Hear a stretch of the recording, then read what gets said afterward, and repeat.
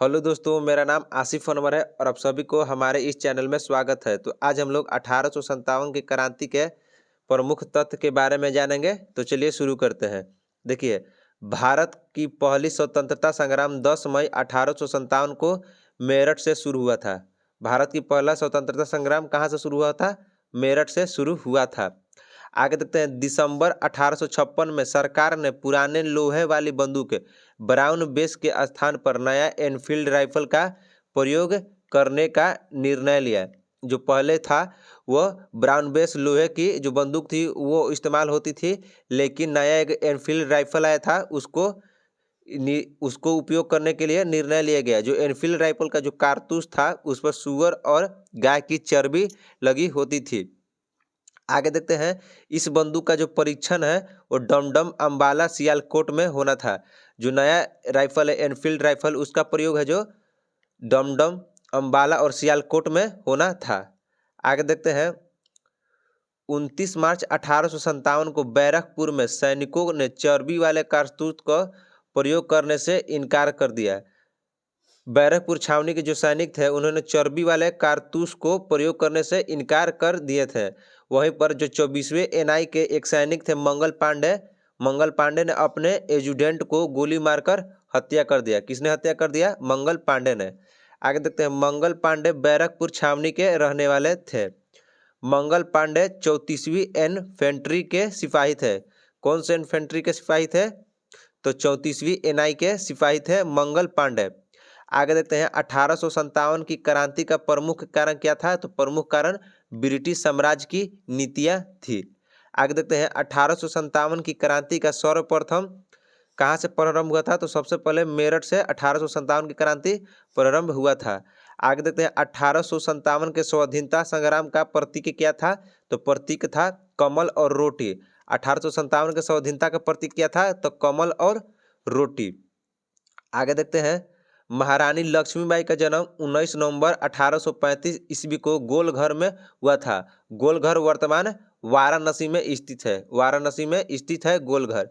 आगे देखते हैं, रानी लक्ष्मीबाई का मूल नाम मणिकर्णिका था। रानी लक्ष्मीबाई का मूल नाम क्या था? तो मणिकर्णिका था।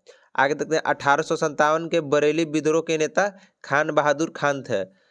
जो बरेली से विद्रोह हुआ था, तो बरेली से विद्रोह का नेता कौन थे? तो खान बहादुर खान थे। आगे देखते हैं, महारानी लक्ष्मीबाई की समाधि ग्वालियर में स्थित है। महारानी लक्ष्मीबाई का समाधि कहाँ स्थित है? ग्वालियर में स्थित है। आगे देखते हैं, रानी लक्ष्मीबाई का अंतिम युद्ध हीरोज के साथ हुआ था। महारानी लक्ष्मीबाई का अंतिम जो युद्ध है हीरोज के साथ लड़ते हुए महारानी लक्ष्मीबाई है जो शहीद हो गई थी। आगे देखते हैं, रानी लक्ष्मीबाई का पति का नाम गंगाधर राव था। रानी लक्ष्मीबाई के पति का नाम क्या था? तो गंगाधर राव था। आगे देखते हैं, 1857 की क्रांति में अवध से नेतृत्व कौन कर रहा था? तो अवध से नेतृत्व बेगम हजरत महल, बेगम ऑफ अवध के नाम से भी जाना जाता है बेगम हजरत महल को।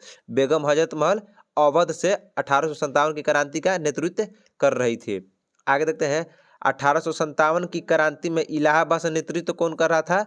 तो मौलवी लियाकत अली इलाहाबाद से नेतृत्व कर रहे थे। आगे देखते हैं, दिल्ली का नेतृत्व बहादुर शाह जफर द्वितीय कर रहे थे। दिल्ली से नेतृत्व कौन कर रहा था? तो बहादुर शाह जफर। आगे देखते हैं, 1857 में दिल्ली के सेना का नेतृत्व है जो बख्त खान कर रहे थे। दिल्ली का नेतृत्व कर रहे थे बहादुर शाह जफर, और जो सैन्य नेतृत्व है सेना का नेतृत्व वो बख्त खान कर रहे थे। बहादुर शाह ने बख्त खान को साहब ए आलम बहादुर के नाम से किताब के दिया था। बहादुर शाह जफर ने बख्त खान को साहब ए आलम बहादुर का किताब दिया था बख्त खान को। आगे देखते हैं, 1857 के संघर्ष में भाग लेने वाले सिपाहियों की संख्या सर्वाधिक कहाँ से थी? तो अवध से थी।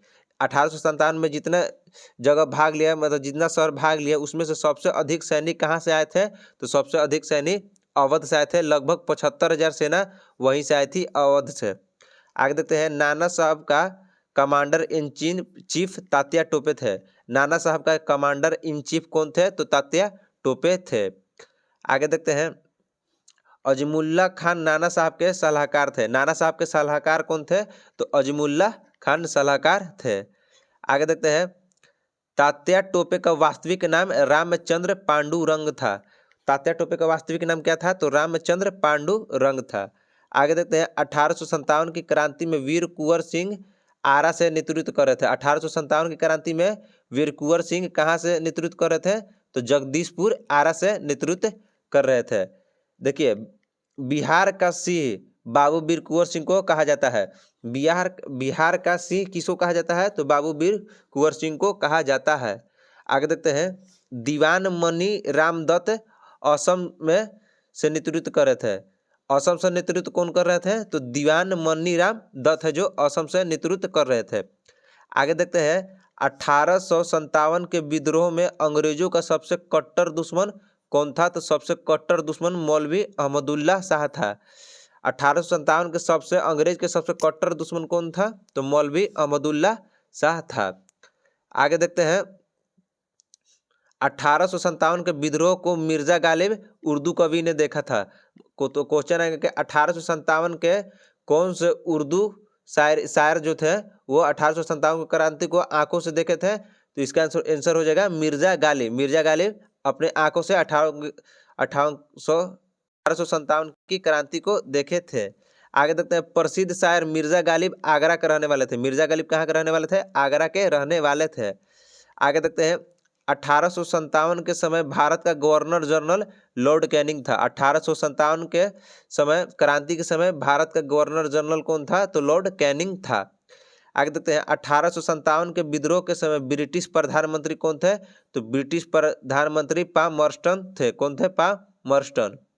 आगे देखते हैं, 1857 के संग्राम को प्रथम स्वतंत्रता संग्राम बी.डी. सावरकर ने नाम दिया था। 1857 के क्रांति को प्रथम स्वतंत्रता संग्राम बी.डी. सावरकर ने नाम दिया था या कहा था।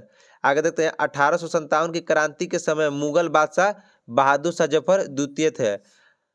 1857 की क्रांति के समय मुगल बादशाह कौन थे? तो बहादुर शाह जफर द्वितीय।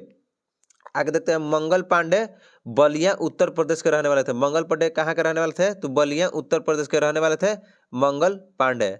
आगे देखते हैं, दिल्ली में क्रांति को दबाने के लिए कश्मीर, पटियाला, नाभा और जिंद के राजाओं से मदद ली गई थी। जैसे दिल्ली से जो विद्रोह उठा था तो उसको अंग्रेज ने दबाने के लिए किन किन से मदद लिया था?